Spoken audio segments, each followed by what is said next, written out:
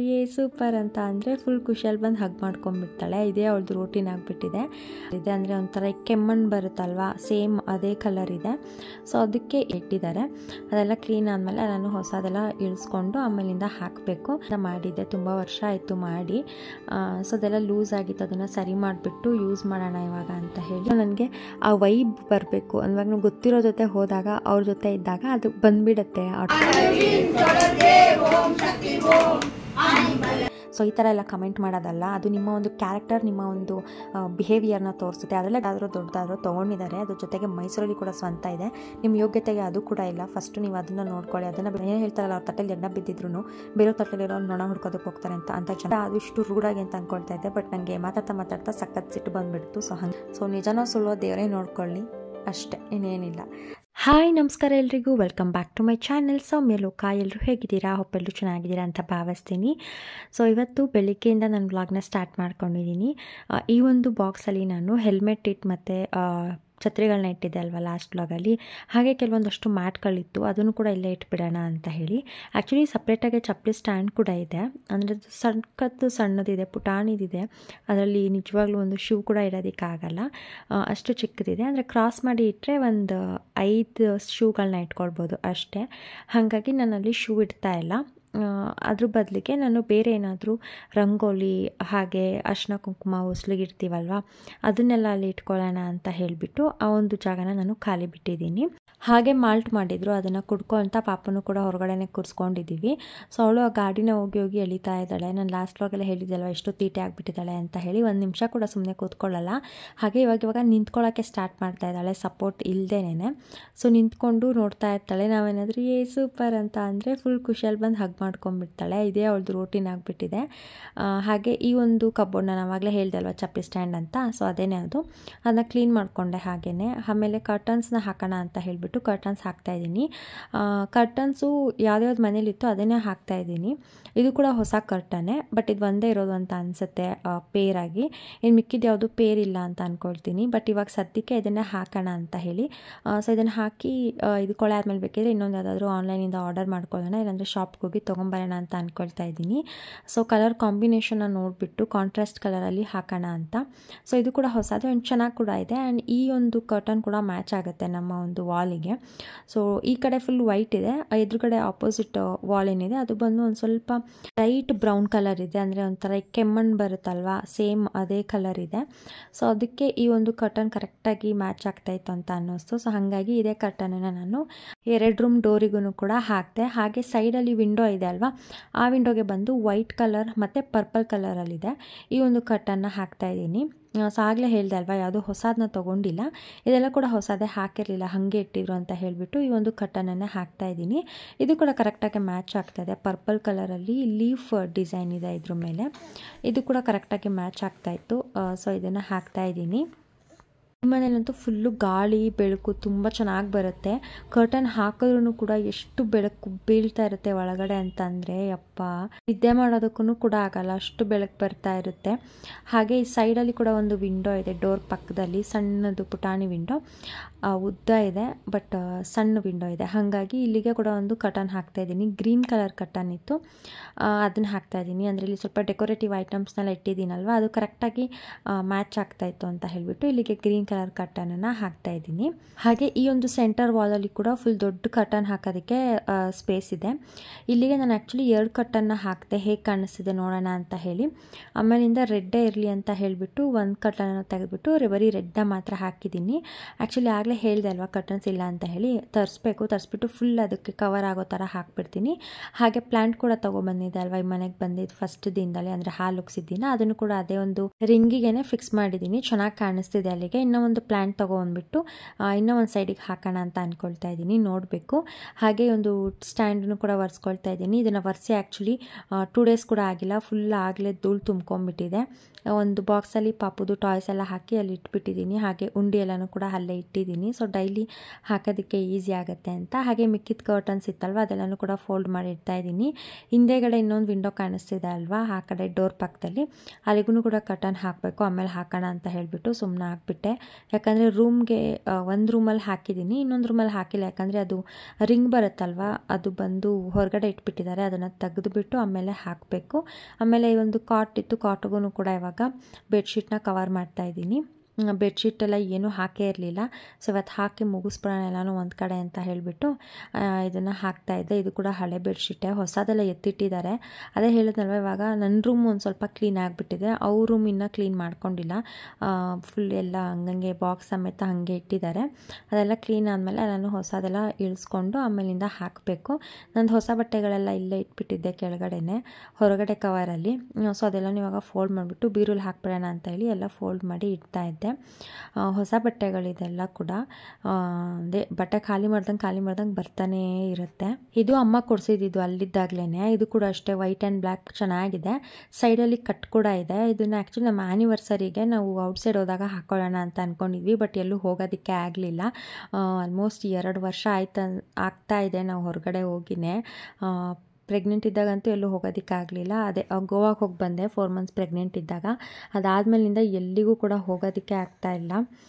ಮನೇಲಿ ಕೂತು ನಿಜವಾಗ್ಲೂ ಬೋರ್ ಹೊಡಿತಾ ಇದೆ ಅಂತಲೇ ಹೇಳ್ಬೋದು. ಯಾಕಂದರೆ ಅವಾಗ ನಾವು ಸುತ್ತಾ ಇದ್ವಿ.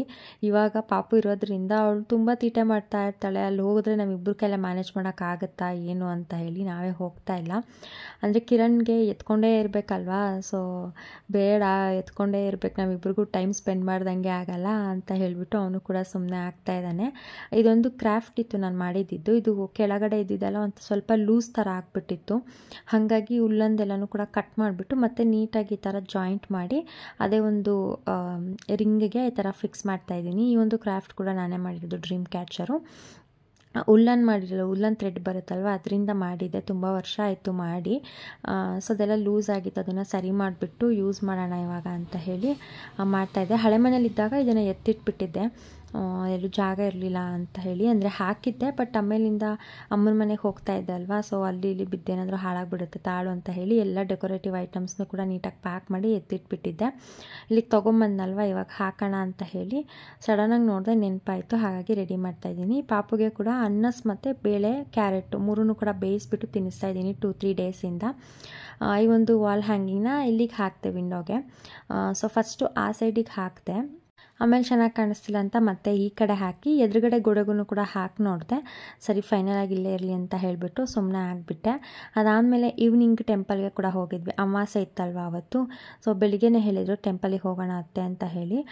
ಈವ್ನಿಂಗ್ ಹೋಗೋ ಅಷ್ಟರಲ್ಲಿ ಟೈಮ್ ಆಗಿಬಿಟ್ಟಿತ್ತು. ಯಾಕಂದರೆ ಬೆಳಿಗ್ಗೆಯಿಂದ ಪಾಪು ಕೈಯೇ ಬಿಡ್ತಿರ್ಲಿಲ್ಲ, ಫುಲ್ ಹಠ ಮಾಡ್ತಾಯಿದ್ಲು, ಅಳ್ತಾಯಿದ್ಲು. ಅದು ಇದು ಏಟ್ ಮಾಡಿಕೊಂಡು ಅವಳಿಗೆ ಸ್ನಾನ ಮಾಡಿಸಿ ರೆಡಿ ಮಾಡಿಸಿ ಮಲಗಿಸ್ಬಿಟ್ಟೆ. ಸಂಜೆ ಆಲ್ಮೋಸ್ಟ್ 6:30 ಆಗಿಬಿಟ್ಟಿತ್ತು, 6-7. ನಾವು 7ಗೆ ದೇವಸ್ಥಾನಕ್ಕೆ ಹೋಗೋಣ ಅಂತ ಅಂದ್ಕೊಂಡಿದ್ವಿ. ಇವಳು ಮಲಗಿಬಿಟ್ಟಿದ್ಲು, ನಂದು ಇನ್ನೂ ಕೂಡ ಸ್ನಾನ ಆಗಿರಲಿಲ್ಲ. ಆವಾಗ ಹೋಗಿ 7 ಗಂಟೆಲಿ ಸ್ನಾನ ಮಾಡಿಕೊಂಡು ತಲೆಗೆ ಆಮೇಲೆ ಬಂದು ರೆಡಿ ಆಗಿಬಿಟ್ಟು ಪಾಪು ಕೂಡ ಕರೆಕ್ಟಾಗಿ ಎದ್ದುಬಿಟ್ಲು. ಆಮೇಲೆ ಕರ್ಕೊಂಡು ಹೋಗ್ತಾಯಿದ್ವಿ. ಫುಲ್ ಸೈಲೆಂಟಾಗಿ ಇರ್ತಾಳೆ ಹೊರಗಡೆ ಹೋದರೆ ಅಲ್ವಾ. ನಿದ್ದೆಗಣ್ಣು ಬೆಳಗ್ಗಿಂದ ನಿದ್ದೆ ಬೇರೆ ಮಾಡಿರಲಿಲ್ಲ ಅವಳು. ಇಲ್ಲಿ ಬಂದಾಗ ಆ ಸೌಂಡ್ ಫುಲ್ ಭಜನೆ ಎಲ್ಲ ಮಾಡ್ತಾಯಿದ್ರು.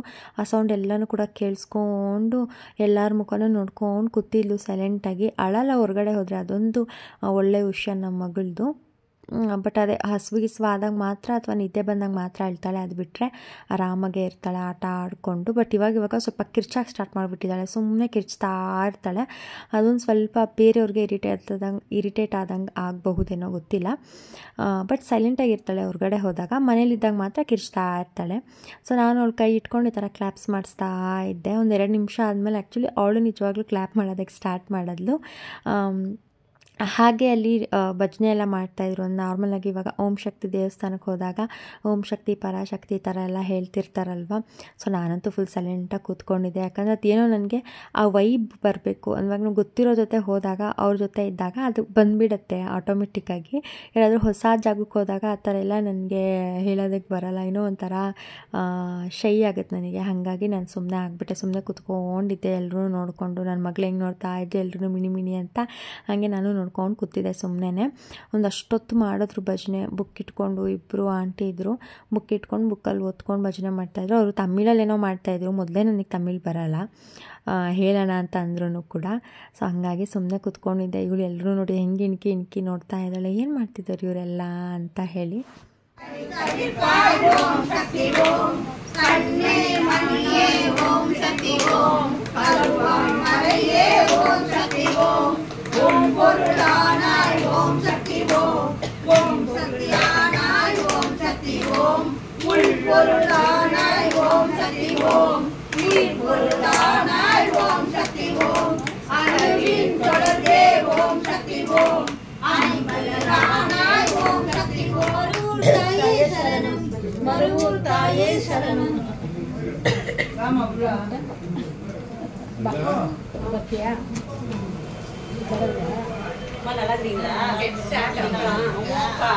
ಆ್ಯಕ್ಚುಲಿ ಇದು ದೇವಸ್ಥಾನ ಅಲ್ಲ, ಮನೇಲೇ ದೇವಸ್ಥಾನ ಥರ ಮಾಡ್ಕೊಂಡಿದ್ದಾರೆ. ಸೊ ಓಂ ಶಕ್ತಿದು ಫೋಟೋಸ್ ಎಲ್ಲ ಇಟ್ಬಿಟ್ಟು ದೇವಸ್ಥಾನ ಅಲ್ಲ ಅಂತ ಅಂದ್ಕೊಳ್ತೀನಿ, ಮನೇಲೇ ಮಾಡ್ಕೊಂಡಿರೋದು ಇದು.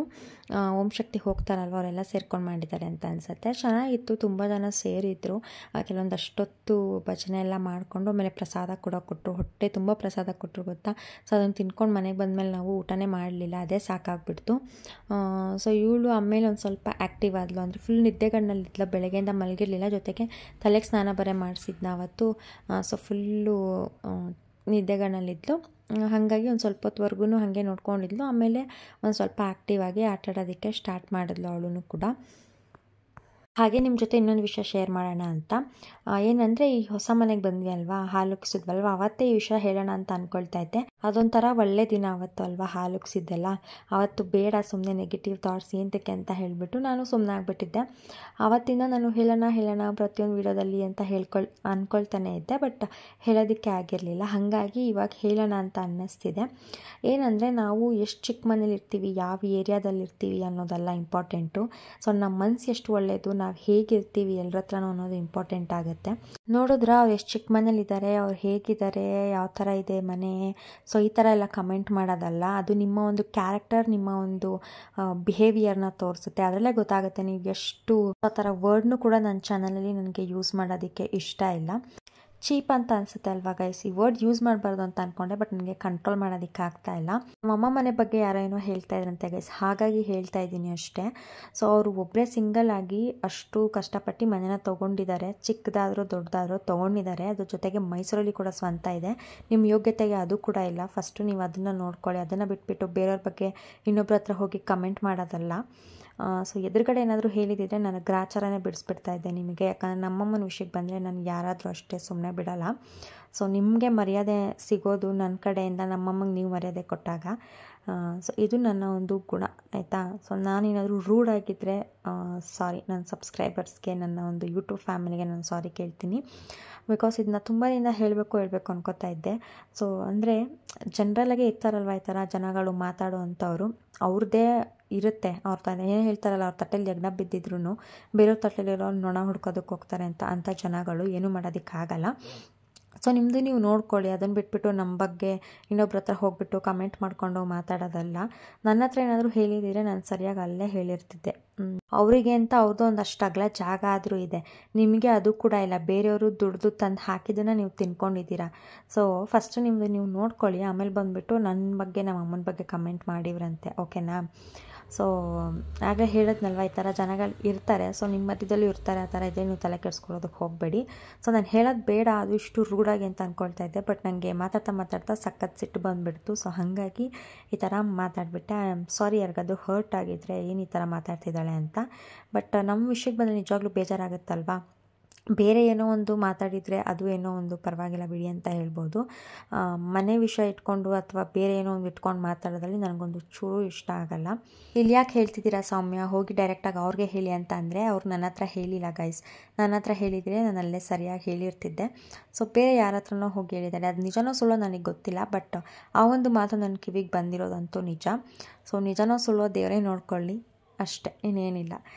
ಆಗಲೇ ಹೇಳ್ದಂಗೆ ಪ್ರಸಾದ ಕೂಡ ಇತ್ತು. ಸೊ ಪ್ರಸಾದ ಎಲ್ಲ ತಿನ್ಕೊಂಡು ಪಾಪಗೆ ಒಂದು ಸ್ವಲ್ಪ ದೃಷ್ಟಿ ತೆಗೆಸ್ಬಿಟ್ಟು ಆಮೇಲೆ ನಾವು ಕೂಡ ಮನೆಗೆ ಹೊರಟ್ವಿ. ಇಷ್ಟು ಹೇಳ್ತಾ ಇವತ್ತಿನ ವ್ಲಾಗ್ನ ನಾನು ಇಲ್ಲಿಗೆ ಮುಗಿಸ್ತಾ ಇದ್ದೀನಿ. ಹೋಪ್ ನಿಮಗೆ ವಿಡಿಯೋ ಇಷ್ಟ ಆಗಿದೆ ಅಂತ ಭಾವಿಸ್ತೀನಿ. ಸೊ ಇಷ್ಟ ಆಗಿದರೆ ಪ್ಲೀಸ್ ನನ್ನ ಚಾನಲ್ನ ಸಬ್ಸ್ಕ್ರೈಬ್ ಮಾಡ್ಕೊಳ್ಳಿ. ಹಾಗೆ ವಿಡಿಯೋ ಇಷ್ಟ ಆದರೆ ಲೈಕ್ ಮಾಡಿ, ನಿಮ್ಮ ಫ್ರೆಂಡ್ಸ್ ಆ್ಯಂಡ್ ಫ್ಯಾಮಿಲಿ ಜೊತೆ ಕೂಡ ಶೇರ್ ಮಾಡಿ. ಆ್ಯಂಡ್ ಪ್ಲೀಸ್ ಸಬ್ಸ್ಕ್ರೈಬ್ ಮಾಡ್ಕೊಳ್ಳಿ ಅಂತ ಹೇಳ್ತಾ ನೆಕ್ಸ್ಟ್ ವ್ಲಾಗಲ್ಲಿ ಸಿಗ್ತೀನಿ. Until then take care, bye bye, lots of love.